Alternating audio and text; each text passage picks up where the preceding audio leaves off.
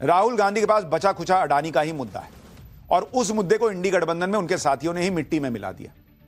लोग कहते हैं कि राहुल गांधी अडानी के अलावा कुछ बात क्यों नहीं करते। क्या बात करेंगे भाई, उनके पास मुद्दा भी तो होना चाहिए। राहुल गांधी वो निबंध लिखते हैं जो उनको पढ़ा दिया गया है, रटा दिया गया है। उनको अभी तुरंत कोई मुद्दा ही नहीं मिल रहा तो क्या करेंगे। वो अडानी अडानी ही कर सकते हैं ना, उनकी टीम मेहनत करती है ना वो मेहनत करते, तो कहां से नया मुद्दा लाएंगे। दूसरा मुद्दा संबल वाला जो उठाया तो उसके बाद लोग उनको ही किनारे लगाने लगे कि क्या कर रहे हैं जी, इधर किधर आ रहे हैं, उधर उधर। तो वो तो बेचारे फंसे हुए हैं। ममता बनर्जी की पार्टी हो या फिर अखिलेश की पार्टी, दोनों बार बार कह रहे हैं कि अडानी उनका मुद्दा ही नहीं है। अब तो डिंपल यादव क्या कह रही हैं वो भी सुनिए आप। ना हम सेरोस के मुद्दे के साथ है ना हम अडानी जी के मुद्दे के साथ है। तो मैं समझती हूँ सदन को चलना चाहिए, क्योंकि जो पूरा जो लोकसभा सत्र जो है विंटर सेशन है, तो मैं समझती हूँ कि हमें पूरी उम्मीद है कि दोनों पक्ष के लोग इसको चलाने में पूरी निष्ठुरता दिखाएंगे। राहुल गांधी को उनके साथी आईना दिखा रहे हैं, आईना देखने को तैयार ही नहीं, वो आईना ही फोड़ देते हैं फट। अडानी का मुद्दा पिट चुका है, बाकी जो भी मुद्दे हैं वो भी पिट रहे हैं, चाहे ईवीएम का मुद्दा हो या कुछ और। आज फिर से ईवीएम की बात इंडी गठबंधन ने उठा दी। ईवीएम के मामले को लेकर इंडी गठबंधन कह रहा है कि हम सुप्रीम कोर्ट जाएंगे। महाराष्ट्र के चुनाव नतीजों से इंडी गठबंधन संतुष्ट नहीं है, वो ईवीएम के मामले में सुप्रीम कोर्ट में याचिका लगाने की तैयारी कर रहा है। सुप्रीम कोर्ट जाने की बात शरद पवार की पार्टी के एक नेता प्रशांत जगताप ने बताई, जो पुणे की हडपसर सीट से चुनाव हार गए थे।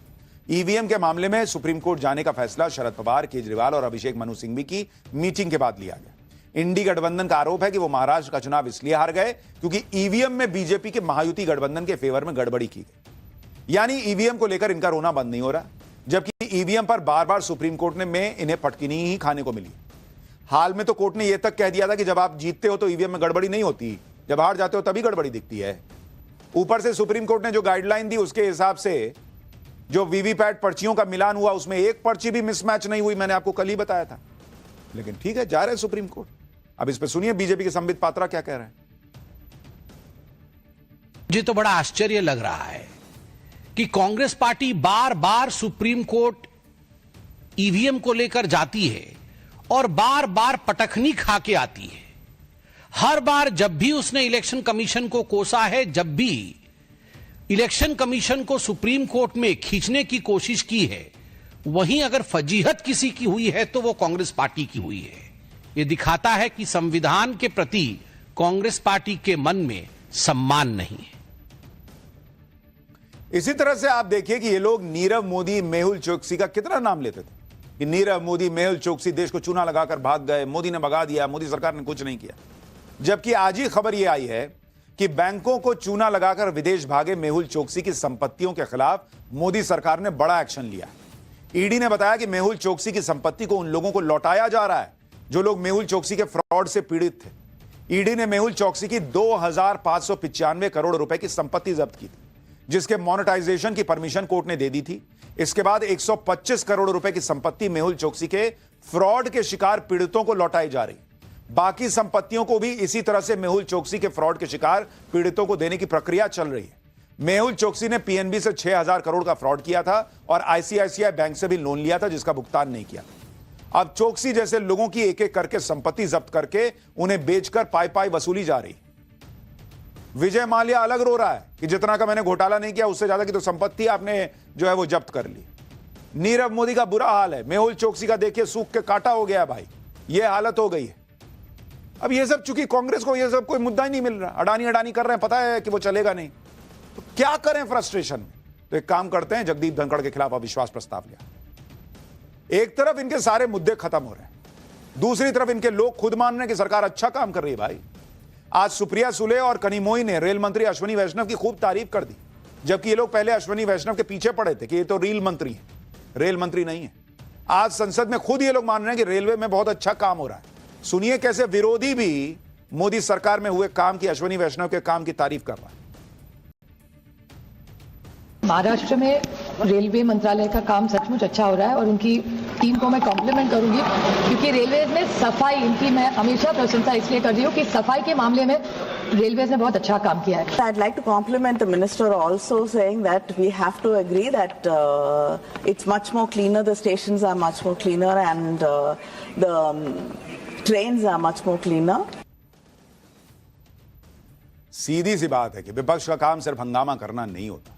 जनता ने इसलिए इन्हें भेजा कि जहां कमी दिख रही है वह सरकार को बताइए, सरकार को घेरिए, लेकिन मुद्दे भी तो सही होने चाहिए। अगर फर्जी मुद्दे लेकर संसद ठप करा देंगे तो कौन साथ देगा? इसलिए इंडी गठबंधन खुद राहुल गांधी का साथ नहीं दे रहा, और राहुल गांधी भी अडानी अडानी करके इतना फंस गए हैं कि एकदम से अडानी का मुद्दा छोड़ नहीं सकते। अडानी का मुद्दा मजबूरी बन गया है इनकी, इसलिए आप देखिए कि धीरे धीरे ये दूसरे मुद्दों पर भी आ रहे हैं और इंडी गठबंधन के नाराज लोगों को खुश करने में जुटे हैं। जैसे राहुल गांधी संभल के पीड़ित परिवारों से मिले। राहुल गांधी और प्रियंका वाड्रा संभल जा नहीं पाए, डीएम ने कहा कि आप 10 तारीख के बाद आ जाइए, तब नहीं गए। लेकिन संभल के लोगों को यहीं दिल्ली बुलाकर उनसे मिल लिए, जिससे कहने के लिए ना हो कि संभल की कोई बात जो है वो ये लोग नहीं कर रहे, और उधर अखिलेश यादव भी थोड़ा उनका भी मामला सेट रहे कि भाई देखिए नहीं हुआ। मुद्दों के दौड़ में पिछड़ती कांग्रेस को झटके पर झटके लग रहे हैं। आज अरविंद केजरीवाल ने भी कांग्रेस को करंट दे दिया। हरियाणा चुनाव में राहुल गांधी केजरीवाल से गठबंधन करने के लिए हाथ पैर मार रहे थे, लेकिन दिल्ली के चुनाव में केजरीवाल कांग्रेस को भाव नहीं दे रहे। आज सोशल मीडिया पर अरविंद केजरीवाल ने साफ साफ कह दिया कि आम आदमी पार्टी दिल्ली में अकेले लड़ेगी बॉस, कांग्रेस से कोई गठबंधन की गुंजाइश ही नहीं है।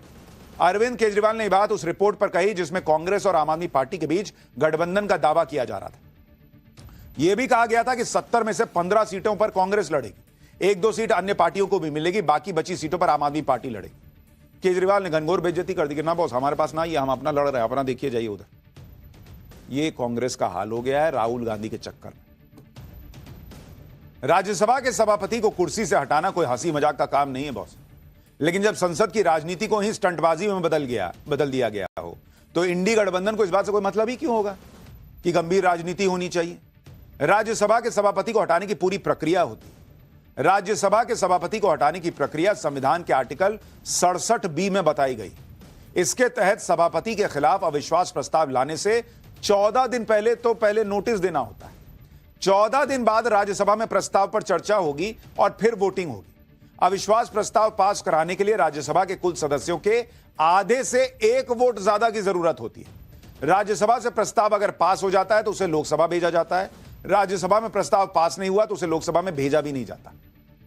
अब सवाल यह भी है कि यह सब जानते हुए इंडी गठबंधन उपराष्ट्रपति के खिलाफ अब विश्वास प्रस्ताव लाया क्यों जब उसके पास नंबर नहीं है। संसद सत्र के शुरू से ही इंडी गठबंधन खास तौर पर राहुल गांधी हंगामा कर रहे हैं, अडानी के मुद्दे पर सरकार को घेरने की कोशिश कर रहे हैं। राहुल गांधी कभी अडानी मोदी का मास्क पहने सांसदों से बात करते हैं, कभी टी शर्ट पहनते हैं, कभी कुछ करते हैं। बीजेपी ने उनसे डबल भाषा में जवाब देना शुरू किया, जॉर्ज सोरोस और गांधी परिवार का कनेक्शन खंगालना शुरू किया तो कांग्रेस बौखला गई कि अरे बाप रे बाप ये तो उल्टा पड़ गया। तो ये लोग सभापति के पीछे पड़ गए कि कम से कम टॉपिक तो चेंज हो। अब तो अविश्वास प्रस्ताव का नोटिस देकर इंडी गठबंधन और फंस गया है। अविश्वास प्रस्ताव लाने से 14 दिन पहले नोटिस दिया जाता है, जबकि विंटर सेशन ही 20 दिसंबर तक चलना है। इसी से साफ है कि इंडी गठबंधन खुद अविश्वास प्रस्ताव को लेकर गंभीर नहीं है। इंडी गठबंधन के कई दलों से अविश्वास प्रस्ताव को लेकर चर्चा भी नहीं की गई है, जिससे अविश्वास प्रस्ताव पर इंडी गठबंधन के अंदर ही विरोध के सुर उठ रहे हैं। इंडी गठबंधन में पहले से लीडरशिप के मुद्दे पर लड़ाई ऑलरेडी चल रही है।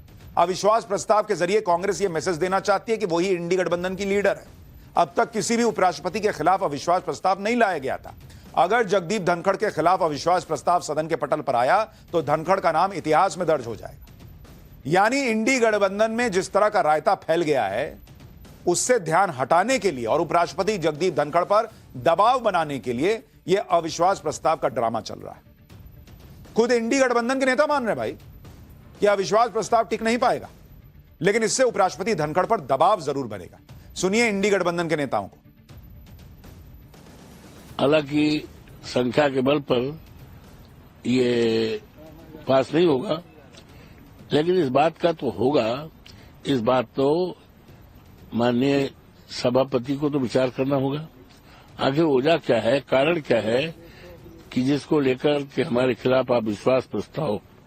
मुझे उम्मीद है कि माननीय सभापति जी माननीय सदस्यों को भावनाओं को परखते हुए और देशवासियों के हित के सवाल पर अपने रुख में बदलाव करेंगे।